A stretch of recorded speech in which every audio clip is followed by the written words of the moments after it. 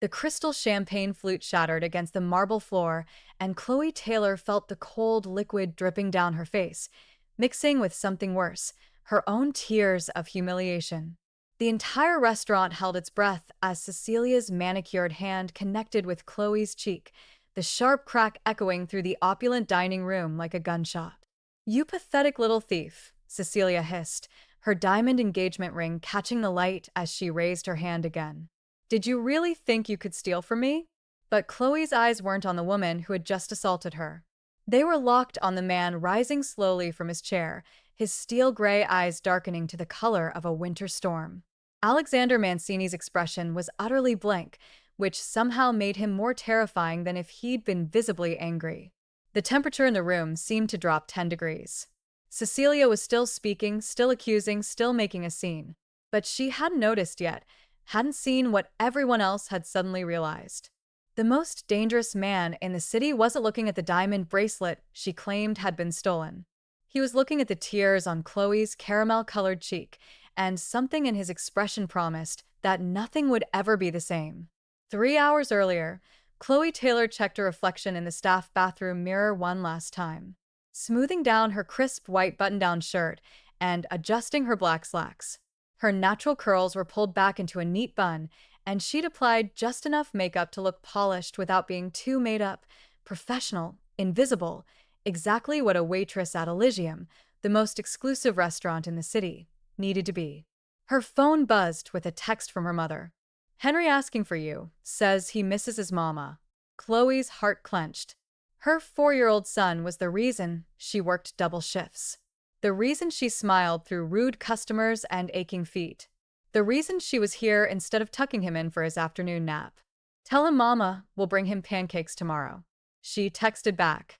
"Love you both." She couldn't afford pancakes. Not really, but she'd make it work. She always did. "Taylor." Her manager, Carl, stuck his head through the door. "VIP section, table 7. And for God's sake, don't screw this up.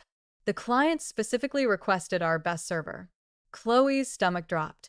The VIP section meant important people. Important people meant generous tips or devastating complaints that could cost her this job. She couldn't afford to lose another job. "I've got this," she said, projecting confidence she didn't feel. The VIP section was on the top floor, separated from the main dining room by floor-to-ceiling windows that overlooked the city. As Chloe stepped into the private elevator, she caught sight of her reflection again. "You belong here," she told herself. "You're just as good as anyone else." But the moment the elevator doors opened, she knew she was wrong. The man sitting at table 7 didn't just command the room. He dominated it. Alexander Mancini was taller than she'd expected, his broad shoulders filling out a charcoal suit that probably cost more than her car. His dark hair was swept back from a face that could have been carved from granite, sharp cheekbones, a strong jaw, and those eyes. Steel gray and utterly cold. They swept over her with the clinical precision of a predator assessing prey. Next to him sat a woman who could have stepped out of a fashion magazine. Blonde, beautiful, and dripping with diamonds. She was laughing at something on her phone, completely ignoring the man beside her. "Good evening," Chloe said, her voice steady despite her thundering heart. "My name's Chloe, and I'll be finally," the blonde woman, Cecilia, according to the reservation, interrupted without looking up. "We've been waiting forever. I'll have the crystal, and he'll have vodka. Russian." Neat. Obviously. Chloe's professional smile didn't waver. "Of course. And for dinner. We'll order when we're ready." Cecilia waved her hand dismissively, her enormous engagement ring flashing. "Just bring the drinks. Sometime today would be nice." Alexander Mancini hadn't spoken. He was still watching Chloe with those unsettling gray eyes, his expression unreadable.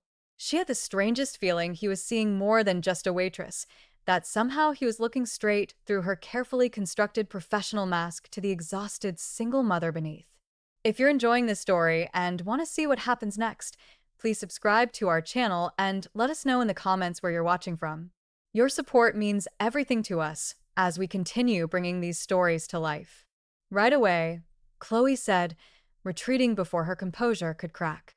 In the service station, She leaned against the counter, willing her hands to stop shaking.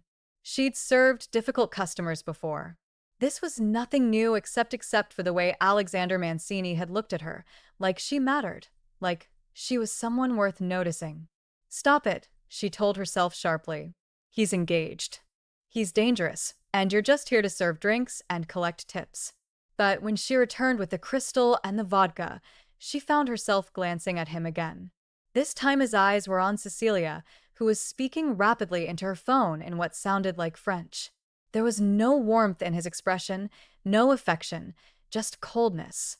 Your vodka, sir, Chloe said softly, placing the glass in front of him.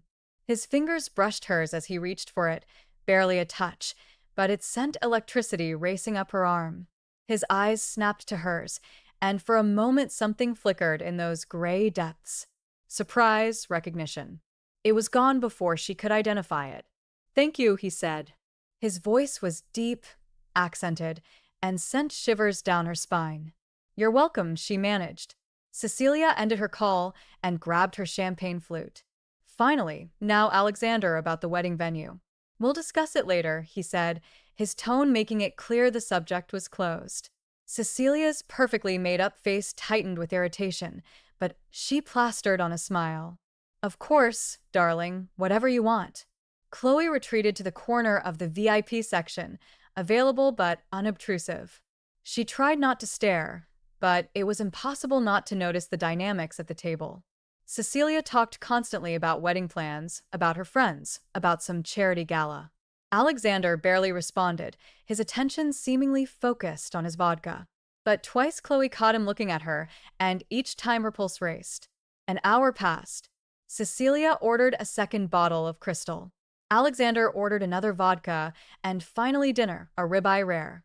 Cecilia wanted the lobster and spent 10 minutes explaining exactly how it should be prepared. Chloe was placing their entree on the table when Cecilia's phone rang again. Oh, it's Svetlana. Cecilia squealed. I have to take this.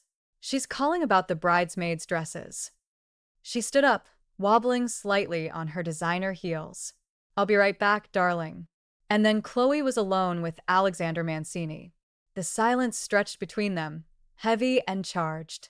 Chloe busied herself adjusting his silverware, even though it was already perfect. You have a son, Alexander said suddenly. Chloe's head snapped up. How did you? You checked your phone 3 times in the last hour. Each time you smiled, and there's a small handprint on your bag. Paint, I think blue. She glanced down at her purse, and sure enough, there was Henry's handprint from their painting session last weekend. She'd meant to clean it off, but hadn't had time. He's 4. She heard herself say his name is Henry. You work hard for him. It wasn't a question, but she answered anyway. Every day. Something shifted in Alexander's expression. A crack in that icy facade. That makes you dangerous. Dangerous? She almost laughed. I'm a waitress. No. His gray eyes bore into hers. You're a mother who would do anything for her child. There is nothing more dangerous than that kind of love. Before Chloe could respond, Cecilia returned, her phone clutched in her hand and her expression stormy. I cannot believe, she announced. She wants to wear ivory to my wedding. Ivory. Can you imagine the audacity?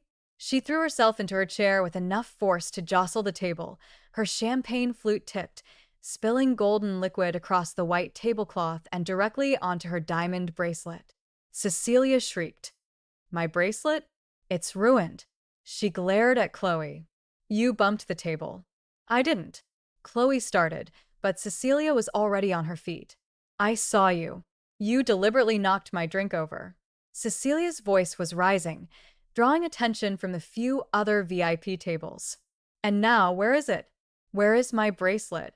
Ma'am, your bracelet is right there. Chloe pointed to where it lay on the table, champagne-soaked, but clearly visible. Not that one. Cecilia's eyes were wild now. My tennis bracelet.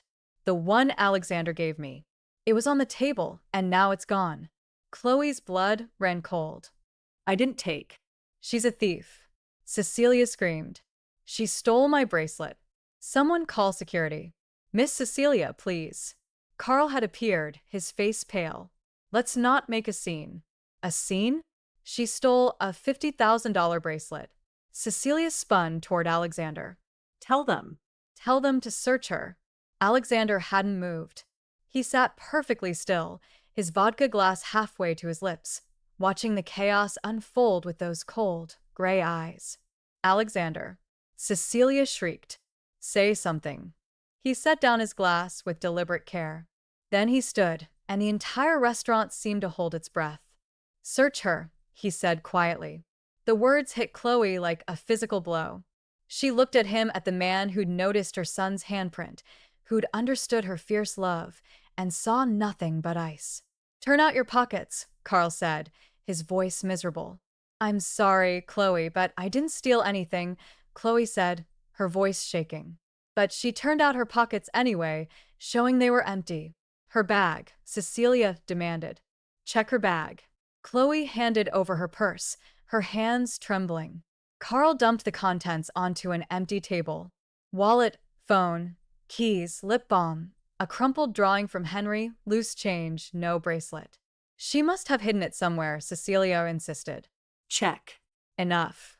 Alexander's voice wasn't loud, but it cut through Cecilia's hysteria like a blade.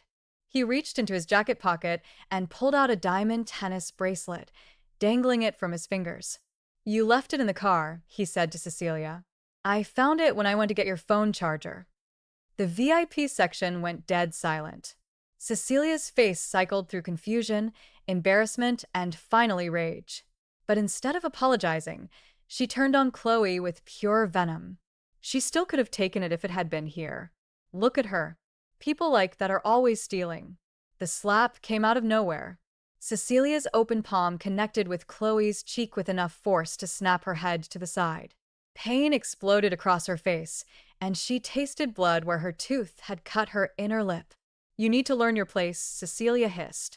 Chloe stood frozen, her cheek throbbing, tears of humiliation burning in her eyes. The entire restaurant was staring.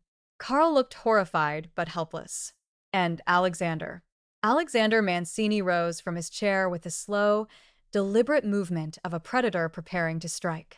What? He said softly. Did you just do? What will Alexander do to Cecilia for humiliating Chloe? Will he defend the woman who served him or stand by his fiancée? The most powerful man in the city is about to make a choice that will change everything. Keep watching to discover what happens when a mafia boss witnesses an injustice he cannot ignore. The silence that followed Alexander's question was suffocating. Cecilia seemed to realize finally that she'd made a mistake. Her hand, the one that had struck Chloe, dropped to her side. Alexander, darling, you were just leaving, he said.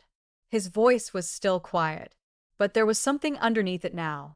Something that made the hair on the back of Chloe's neck stand up. Take your things. Get out of my sight. What? No. Cecilia's voice rose to a shriek. She's nobody.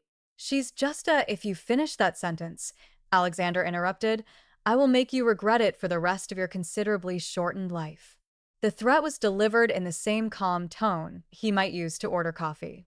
That made it infinitely more terrifying. Cecilia's face went pale. You can't be serious. Over some waitress.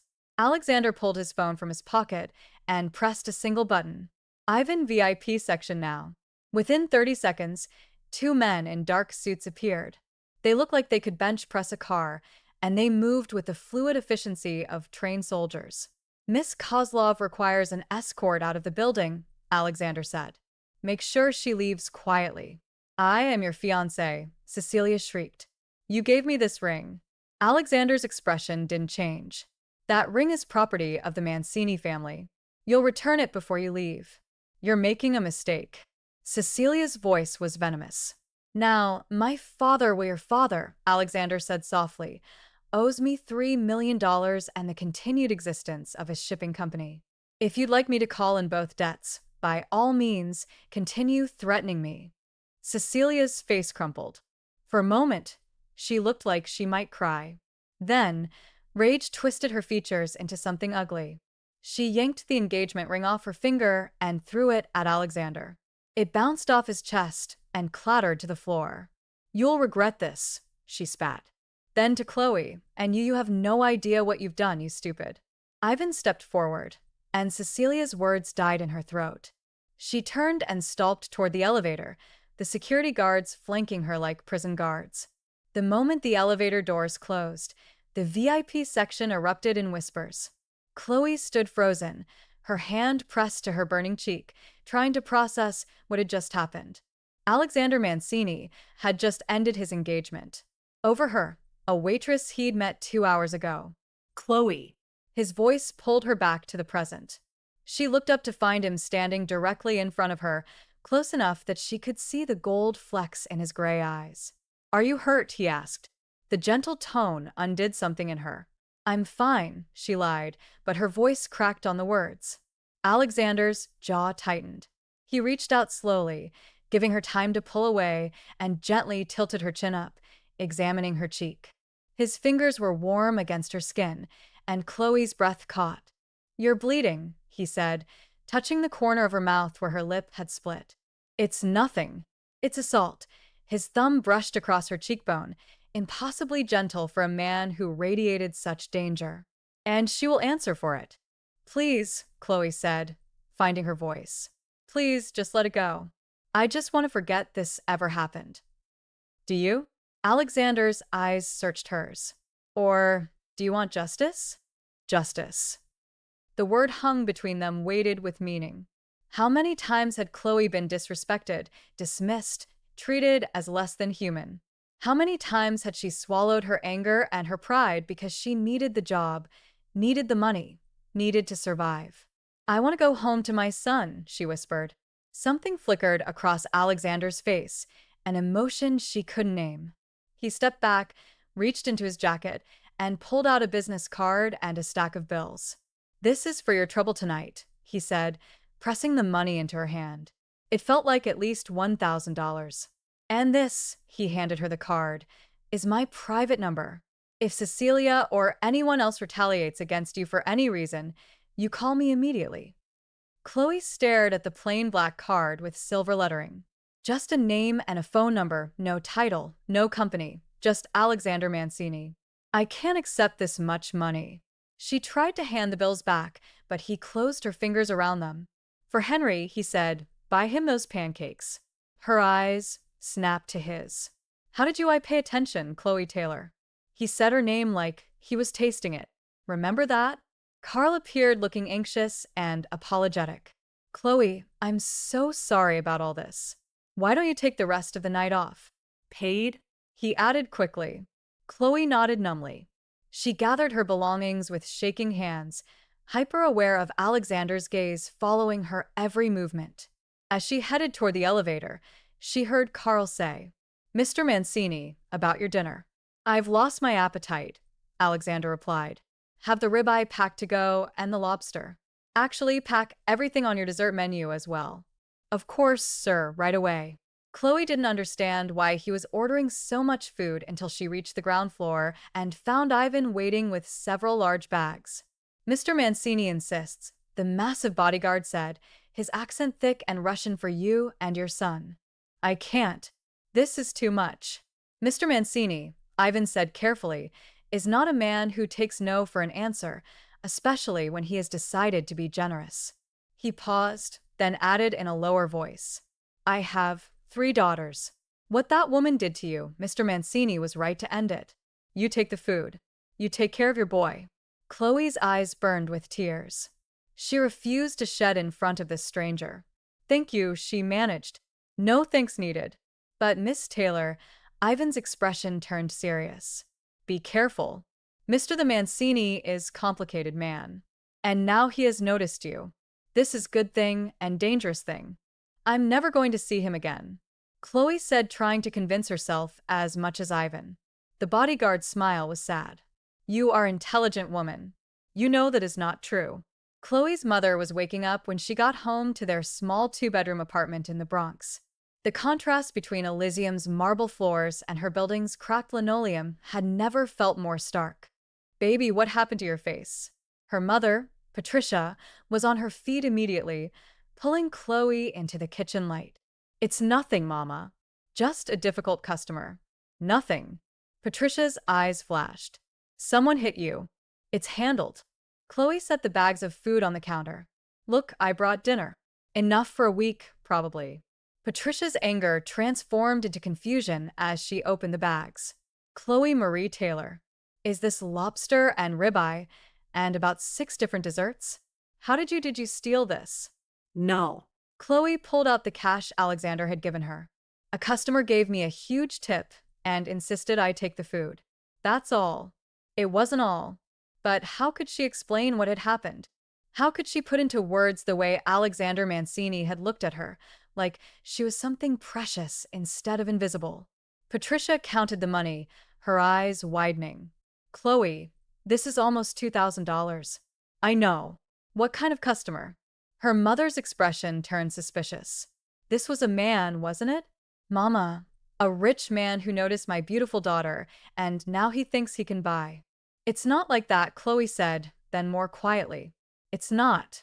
His fiancée accused me of stealing, then hit me when she couldn't prove it.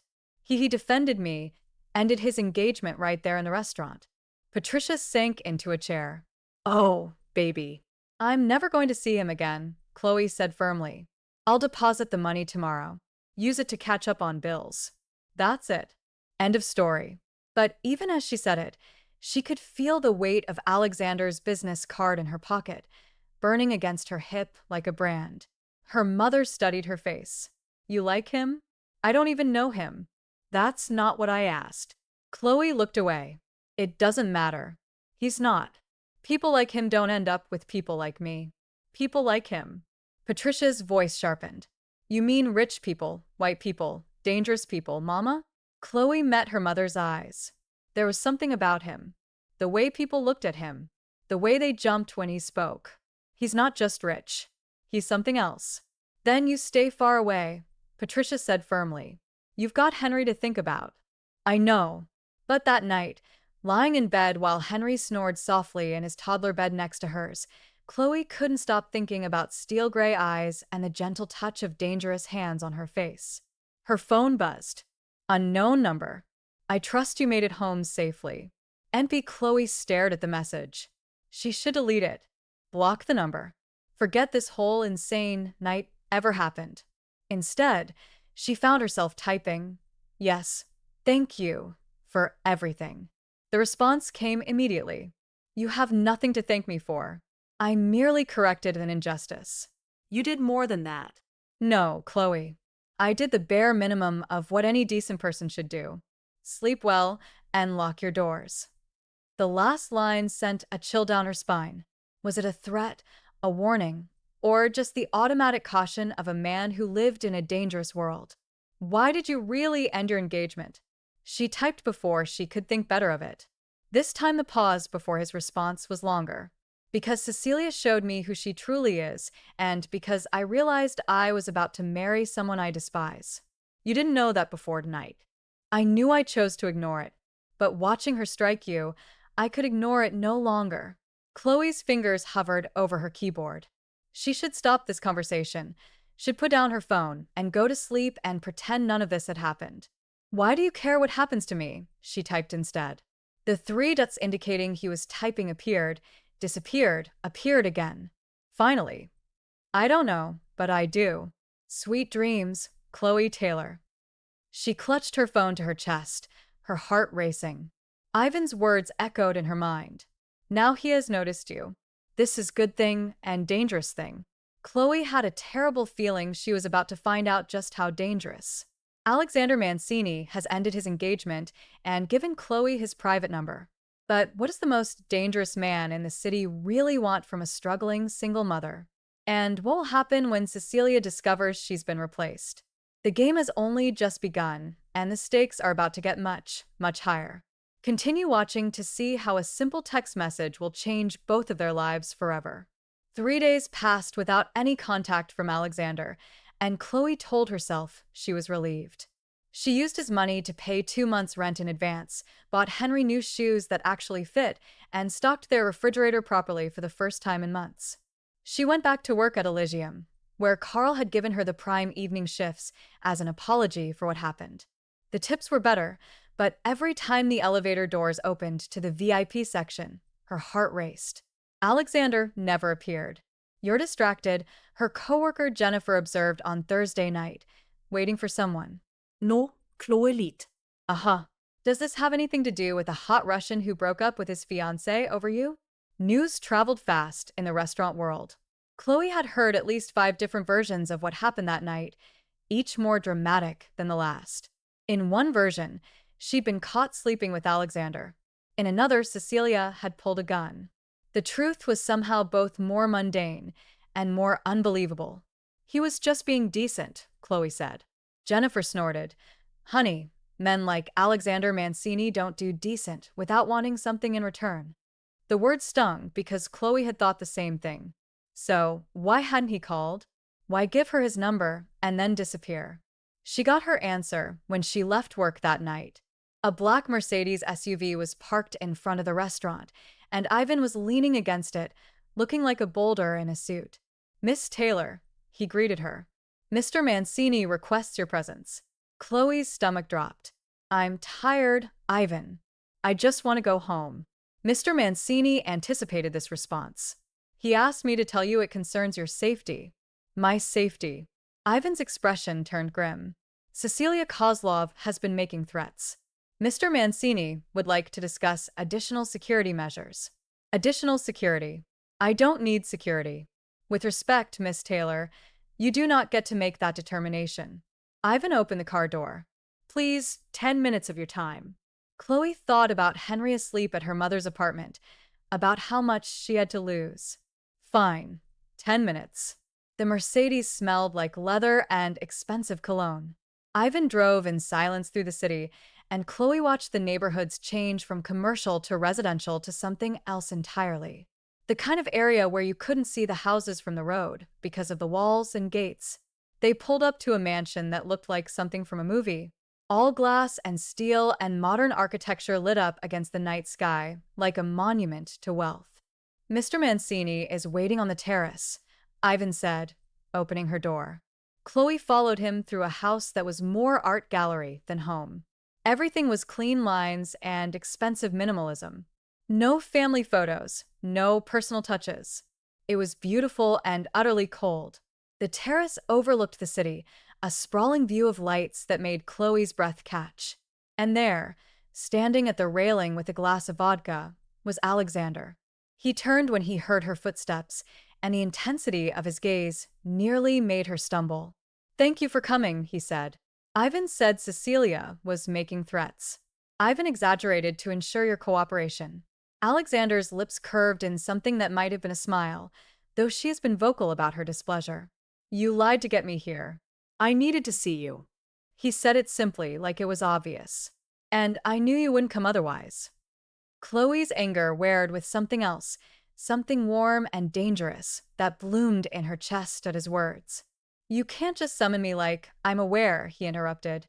"Which is why I'm asking, not ordering." Stay. "Have a drink. Let me explain." "Explain what?" "Why I gave you space these last 3 days. Why I'm breaking every rule I've ever lived by." He set down his glass and moved closer. "Why I can't stop thinking about a woman I barely know." Chloe's breath caught. "Mr. Mancini, Alexander," he corrected. "You've haunted my thoughts for 72 hours, Chloe. I think we're past formalities." "This is insane," she whispered. "You don't know me. I don't know you. Then let's fix that." He gestured to a seating area with a low couch and chairs. "Ask me anything." Chloe knew she should leave. Should run from this powerful, dangerous man who looked at her like she was something rare and precious. But instead, she found herself sinking onto the couch. "Why did you really break your engagement?" she asked. Alexander sat across from her, his elbows on his knees, his gray eyes serious. "Because Cecilia showed me what I'd become. A man who'd marry someone he didn't love, didn't respect, didn't even like, all for political connections and business advantages." He paused. "And because when she hit you, I wanted to kill her. Not metaphorically, I genuinely considered the logistics of making her disappear." That's Chloe. Didn't know whether to be horrified or thrilled. "Insane," Alexander replied. Yes, which is why I gave you space to determine if my reaction was aberration or something else. And it's something else. He reached for his vodka, took a long drink. Tell me about Henry. The change of subject threw her. What about him? Everything. I want to know everything. So Chloe found herself talking about Henry's obsession with dinosaurs, about how he insisted on wearing his Superman cape to daycare, about the way he said, I love you, Mama, every night before bed, like it was the most important thing in the world. Alexander listened with an intensity that was almost unnerving, asking questions, really hearing her answers. And somehow the conversation shifted. Chloe found herself asking about his childhood in Russia, about how he'd built his empire, about what he did with his time besides run what she was increasingly certain was a criminal organization. You know what I am, Alexander said eventually. It wasn't a question. I have suspicions. And yet you're still here. I have a 4-year-old and 2 jobs, Chloe said. I don't scare easily. His smile was genuine this time, transforming his face from cold to devastatingly handsome. No, I don't imagine you do. They talked until Chloe noticed the city lights were fading against a lightning sky. She'd been there for hours. I need to go, she said, standing abruptly. Henry will be up soon, and let me drive you, Alexander offered. I can take the subway at 5 o'clock in the morning. His expression hardened. No, they didn't speak during the ride to her apartment, but Chloe was hyper-aware of Alexander beside her in the back seat, of the way his hand rested on the seat between them, so close she could feel its heat. When they pulled up to her building, Alexander looked at the cracked sidewalk and graffitied walls with an expression she couldn't read. Thank you for tonight, Chloe said, reaching for the door handle. Chloe. His hand caught hers, and electricity raced up her arm. I want to see you again. This can't happen, she whispered. You know that. Why? Because you're you, and I'm me, and our worlds don't.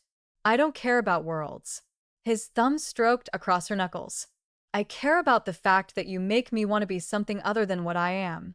That when I'm with you, I remember what it feels like to be human instead of he cut himself off, but Chloe heard what he didn't say. Instead of a monster, I have a son, she said. I can't bring danger into his life. Then I'll make sure there is no danger. Alexander's grip tightened. Let me protect you, both of you. Why? The word came out broken. Why me? I don't know, he admitted. But from the moment I saw you, something shifted like I'd been waiting for you without knowing it. Chloe should pull away, should say no, should protect herself and Henry from whatever this was. Instead, she heard herself say, one more night. Let me think about it. Relief flashed across Alexander's face. He lifted her hand to his lips, pressing a kiss to her knuckles that sent heat flooding through her. One more night. But Chloe, I'm not a patient man, and I've decided you're mine. The possessiveness should have terrified her. Instead, it made her feel safe for the first time in years. She was in so much trouble. Chloe made it to her apartment, kissed her still sleeping son, and collapsed on her bed. She was drifting off when her phone buzzed. A news alert. Shipping company owned by Kozlov family files for bankruptcy. Below it, a text from Alexander. I told Cecilia's father to stay out of my business. He didn't listen. Sleep well, beautiful. Chloe stared at the messages, her heart pounding. Alexander had destroyed a company, ruined a family, because they'd threatened him because of her. She should be horrified. She should block his number and never look back. Instead, she saved his contact with a heart emoji and fell asleep with her phone clutched to her chest, dreaming of steel gray eyes and dangerous promises. Alexander Mancini has declared Chloe as his, and he's already destroyed those who stood against him. But what will happen when Cecilia discovers the real reason for her family's downfall? And how will Chloe protect her son from a world of violence and power? The passion is just beginning, but so is the danger. Keep watching to discover what happens when a mafia boss decides nothing, and no one will keep him from the woman he wants. The call came at 2 a.m. on Saturday. Chloe was in the middle of her shift at her second job, a late-night diner in Queens, when her phone rang. Her mother's number. Mama, what's wrong? Chloe, baby, don't panic. Her heart stopped. Where's Henry? He's fine. He's right here. He's safe. But Patricia's voice cracked. There was a woman here at the apartment. She was banging on the door, screaming your name. What woman? Blonde. Fancy clothes. She was drunk, I think, or high on something. She said. Patricia lowered her voice, but Chloe could hear the fear. She said she was going to make you pay for ruining her life. That you were a home-wrecking who didn't know your place, Cecilia. Did she hurt you? Did she hurt Henry? No. The building super called the police. She ran before they got here. But Chloe, she knew where we lived. She knew about Henry. Chloe's hands were shaking so hard, she almost dropped the phone. Lock the doors. Don't let anyone in. I'm coming right now. She hung up and grabbed her purse, her mind racing. Cecilia knew where her mother lived, knew about Henry, which meant Chloe's baby was in danger because of her. She made it 3 steps before her phone rang again. Alexander, don't hang up, he said before she could speak. Ivan just informed me about the incident at your mother's apartment. How did you are you having me followed? I'm having you protected, Alexander corrected. Ivan was stationed outside your mother's building. He witnessed the entire confrontation and has already given a statement to the police. Chloe stopped walking. You've been watching my family. Protecting, he repeated. There's a difference. Not to me. There isn't. Chloe. His voice softened. Cecilia is unstable. Her father's company collapsed. Her engagement ended. And she blames you for all of it. I knew she would retaliate.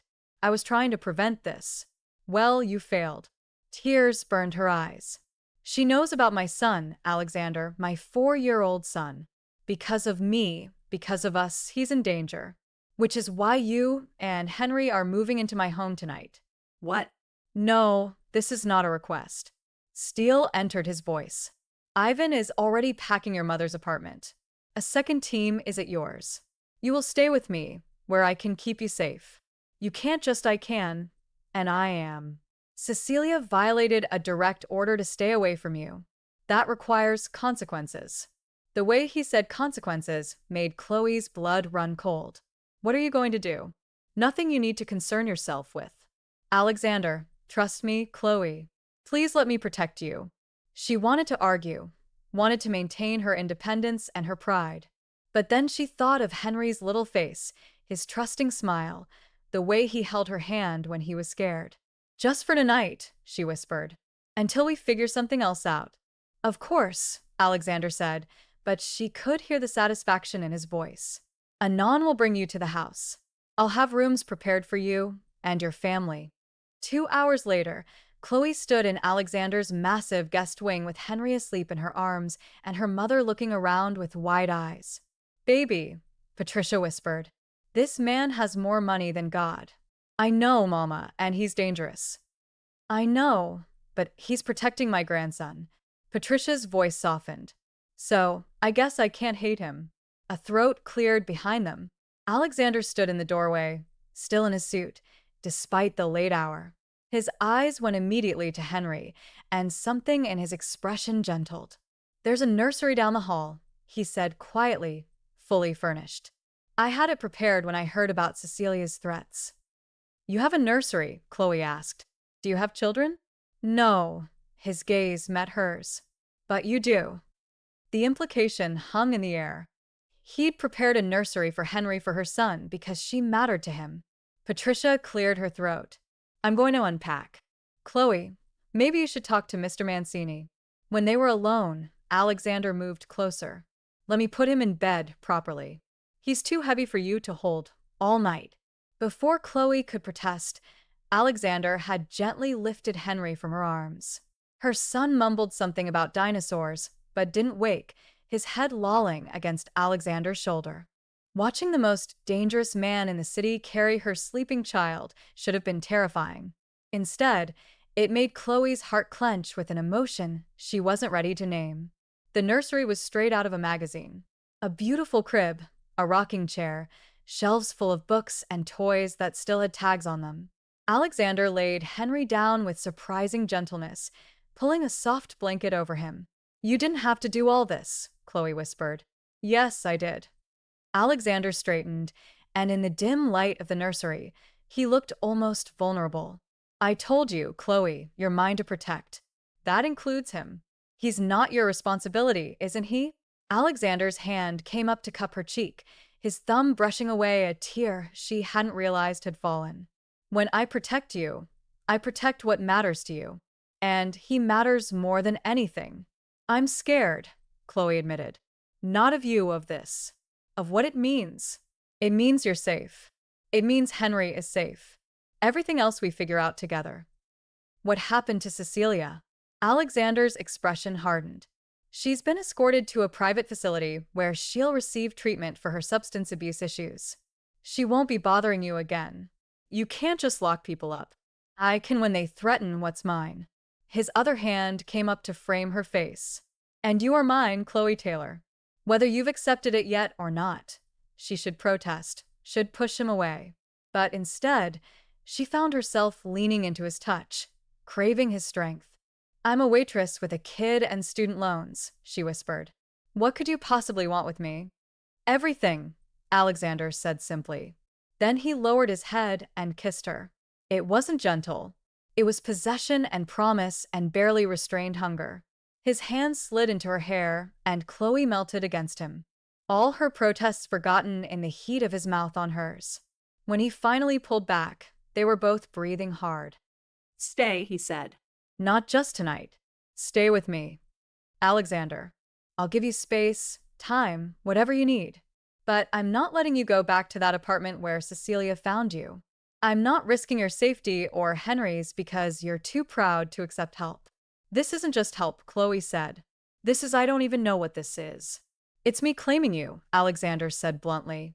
It's me telling you that I will burn down the entire city before I let anyone hurt you again. It's me being selfish enough to want you in my home, in my life, in my bed. I can't. I barely know you. Then get to know me. His hands tightened on her waist. Stay. Learn who I am. Let me learn you. And when you're ready, if you're ready, I'll be here. Chloe looked back at Henry, sleeping peacefully in a room that cost more than she made in a year. Looked at this powerful, dangerous man who'd turned his entire life upside down for a woman he'd known for less than a week.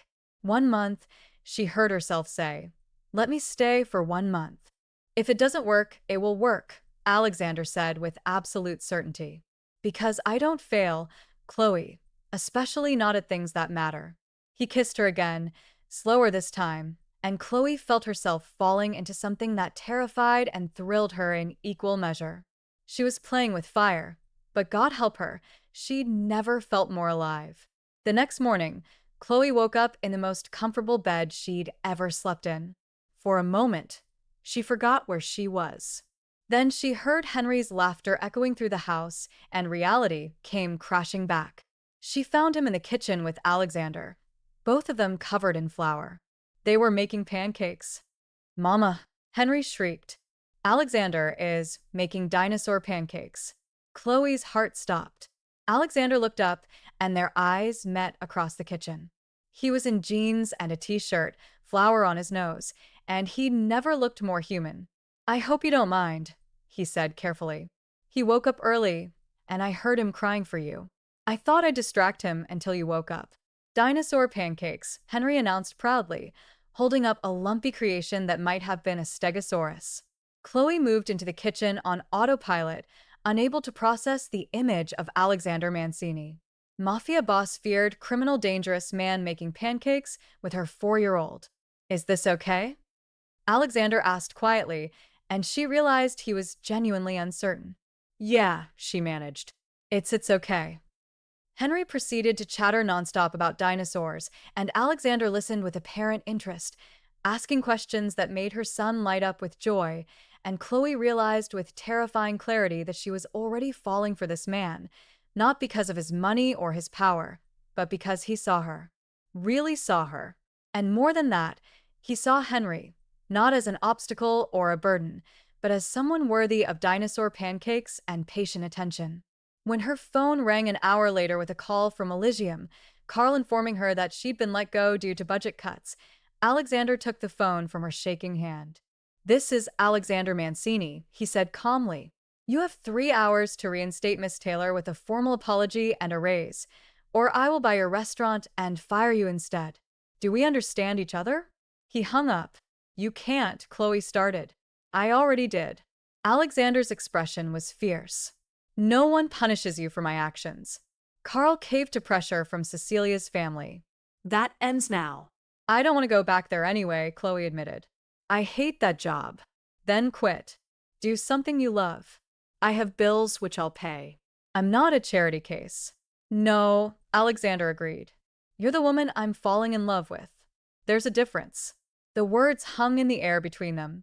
Henry, oblivious, was drawing dinosaurs at the kitchen table. Patricia had gone to lie down, and Chloe was standing in a kitchen that cost more than her entire apartment building, being told by a Mafia boss that he was falling in love with her. This is insane, she whispered. Yes, Alexander agreed. He moved closer until she could feel the heat of him. But insanity looks good on us, don't you think? And despite everything, despite the danger, the impossibility, the sheer lunacy of the situation, Chloe found herself laughing. Maybe insanity did look good on them. Maybe this was exactly where she was supposed to be. Alexander has declared his love, but can a Mafia boss and a single mother really build a life together?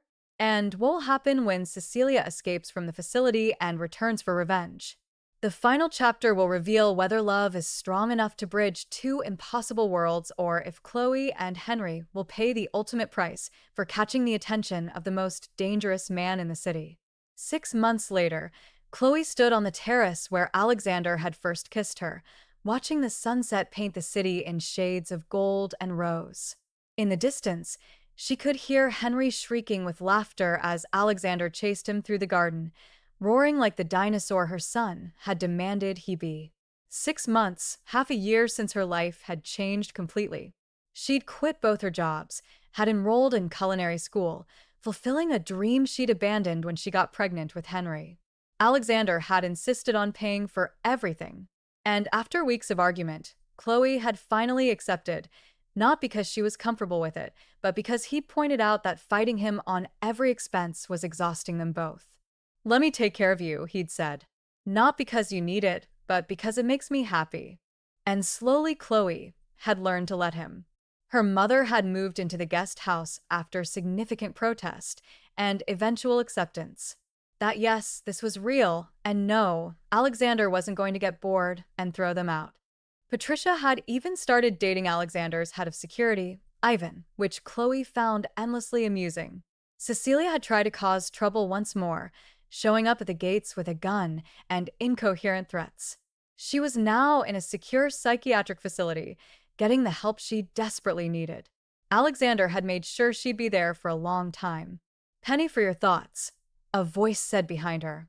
Chloe turned to find Alexander, Henry riding on his shoulders, both of them grinning. Just thinking about how much has changed, she admitted. Regrets. There was vulnerability in Alexander's eyes, an emotion she saw more often now. Not a single one. Henry started wiggling. Down. Down, Mama. Alexander says I can have ice cream. Did he? Chloe raised an eyebrow at Alexander. Before dinner, I said we'd ask Mama, Alexander corrected, setting Henry on his feet.